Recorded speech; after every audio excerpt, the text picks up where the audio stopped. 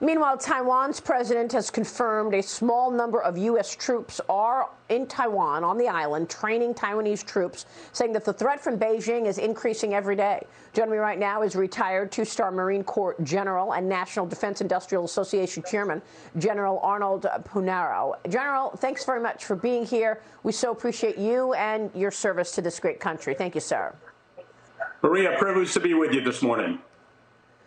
You have written a book. You are the author of the book, The Ever-Shrinking Fighting Force. General, I want to ask you about what's happening in terms of the U.S. versus China. You heard what General Mark Milley said. How do you see this threat from the CCP, which makes no secret of the fact that it wants to undermine and replace the United States as the #1 superpower? Maria, bullseye, and we should be more than concerned about the recent development in China with their demonstration of the ability to put a hypersonic glide missile, potentially with a nuclear warhead. It's clearly a game changer. It's worse than a Sputnik moment. Sputnik was a benign satellite that demonstrated limited technical capability by the then Soviet Union.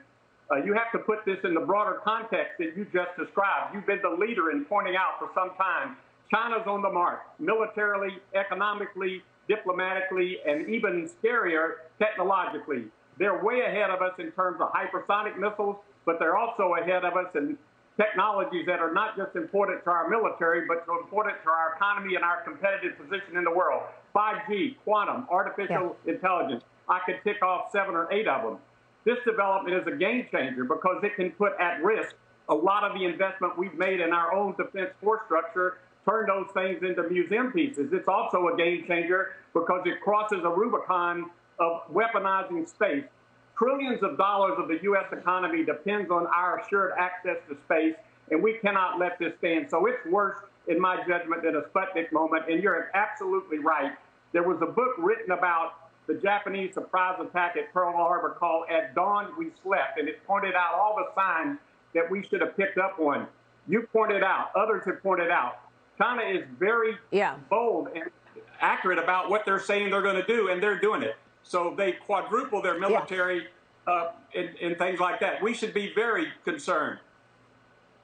Yeah, well, I have been very concerned for several years now. I'm happy to see now more in the media recognizing this incredible threat. It's unfortunate that the Biden administration is not recognizing it, or certainly not showing that it recognizes it. President Biden continues to call China a competitor. It's not a competitor. It's an adversary. We all know that. And even the fact that it's gotten as strong as it has gotten from the with its Navy being larger than the U.S. Navy, much of it is coming to China from theft. They've been stealing our secrets now for decades. And frankly, it's quite rich to see Mark Milley call this a Sputnik moment when it was him who actually called his counterpart in China and said, if anything happens, we'll give you the heads up first. I mean, why is he calling, his counterpart in China and giving them a heads up on anything the U.S. is doing, knowing that they are beating us already and they're about to invade Taiwan, if you believe many experts? Do you expect an invasion sooner rather than later, sir?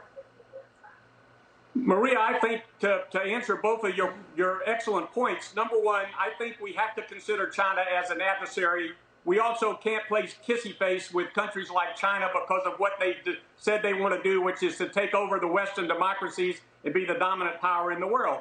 And even past administrations, a lot of administrations have talked about the pivot to the Pacific. The problem is we've not put our deeds where our words are. So we've talked a good game.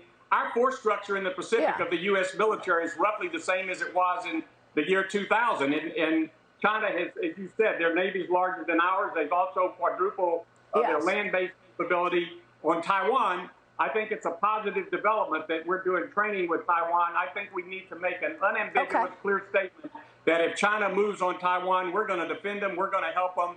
Let's get around the ambiguity in the Taiwan Relations Act because it sends a signal to the rest of the world. China needs to understand. That's right. Hypersonic missiles, we're going to match them, we're going to deter them, but we need to do more. We should do more training with Taiwan. We should do training in the air. We should do training in the sea. We should send a signal that we're there.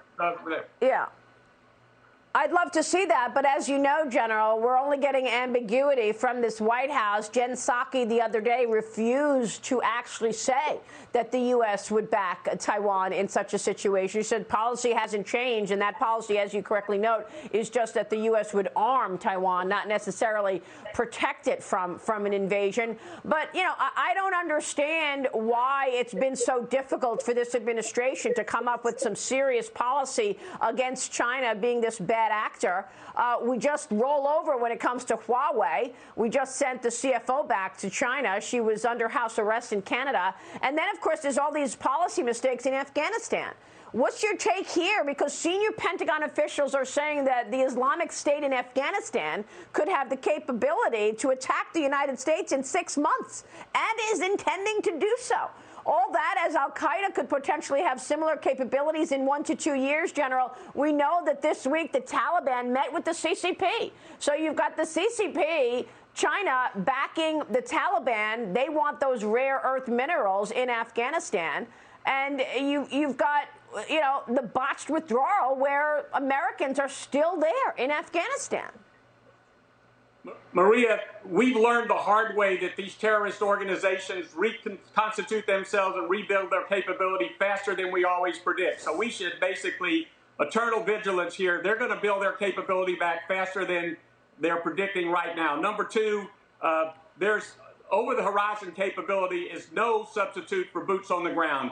We should have covert actions going on in Afghanistan now in the federal-administered tribal areas of Pakistan. Pakistan it speaks with forked tongues. They're supporting the Taliban. They're going to support the rebuild up of these terrorist organizations, even while they claim they want to be helpful to the United States. So we should be very worried about this and do what we need to do to basically preempt any basic terrorist activities against our country. But we should not be looking at this through rose-colored glasses anymore. Yeah.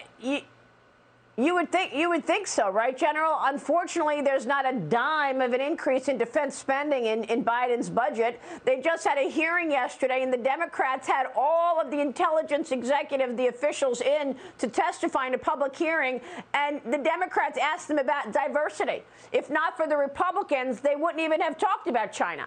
General, it's good to see you. We so appreciate your time, and please know that we will keep a spotlight on all of this, sir.